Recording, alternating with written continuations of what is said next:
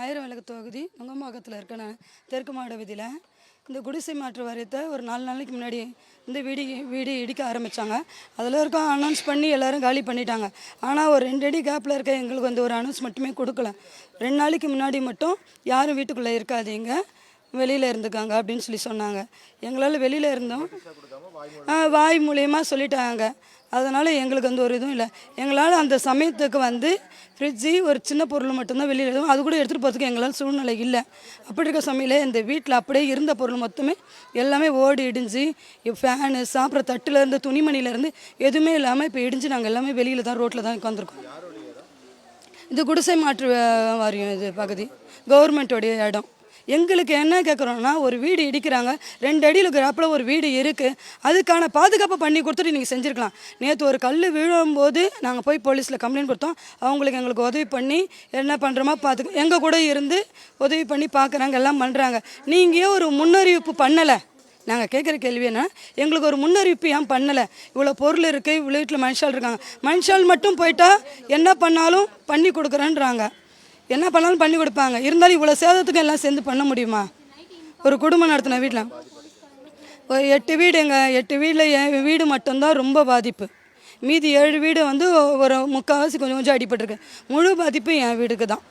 ஒரு பொருள் ஒன்றும் இல்லை, கட்டின துணி இல்லை, சாப்பிட பாத்திரம் இல்லை, எதுவுமே. நேற்று தாங்க நாங்கள் போலீஸில் கம்ப்ளைண்ட் பண்ணாங்க. பண்ண பிறகு எல்லாருமே வந்தாங்க, கவுன்சிலேருந்து எல்லாருமே வந்தாங்க, ஹெல்ப் பண்ணாங்க, செஞ்சாங்க, நைட்டெல்லாம் இருந்தாங்க, எல்லாம் பண்ணாங்க. ஆனால் அதுக்கு முன்னாடி அந்த அறிவிப்பு இல்லையே.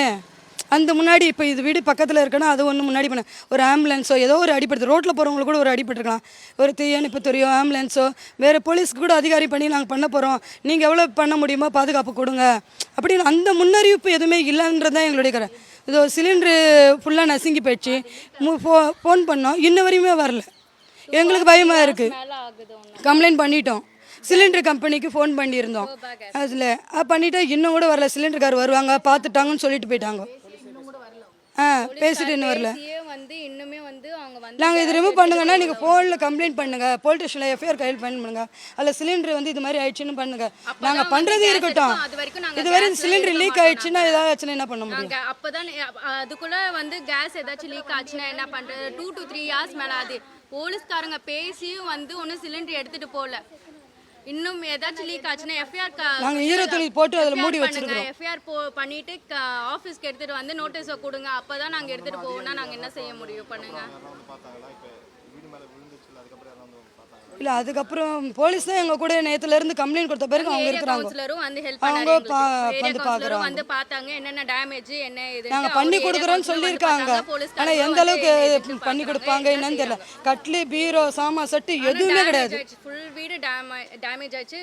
உள்ளே இருக்க கீழே டைல்ஸ் வரையும் உடஞ்சிருச்சு. டைல்ஸ் எல்லாம் கூட ரொம்ப எதுவுமே இல்லை. அந்த வீட்டுக்குள்ளே எதுவும் பண்ண முடியாது. இப்போ நாங்கள் நைட்டு படுக்கணும்னா கூட எங்கே படுக்கிறதுன்னு தெரியாது. அந்த அளவுக்கு இப்போ நாங்கள் ரோட்டில் தான் உட்காந்துருக்கோம்.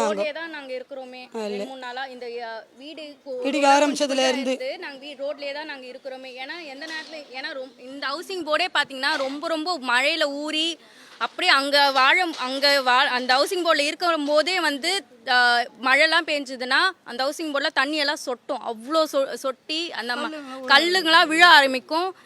சின்ன மழை காற்றுன்னு வரும்போதே பார்த்தீங்கன்னா ஒரு அந்த சைடில் இருக்கிற ஜன்னலில் இருக்கிற இதுலாம் வந்து விழும், கல்லுங்கெல்லாம் விழும். அப்போவே நாங்கள் ரொம்ப பயமாக தான் இருக்குமே எங்களுக்கு அந்த மழை காற்றுலாம் வரும்போதே. அதனாலே நாங்கள் என்ன பண்ணிட்டோம், ஹவுசிங் போர்டு இடிக்கும் போது கண்டிப்பாக வந்து மழை காற்றுன்ற வரும்போதே விழும்போது ஹவுசிங் போர்டும் போது இந்த இது வந்து நம்ம மேலே கண்டிப்பாக விழுன்ட்டு நாங்கள் ரோட்லேயே தான் 2-3 நாளாவே இருக்கிறோமே. எந்த ஒரு இதுவுமே கிடையாது எங்களுக்கு.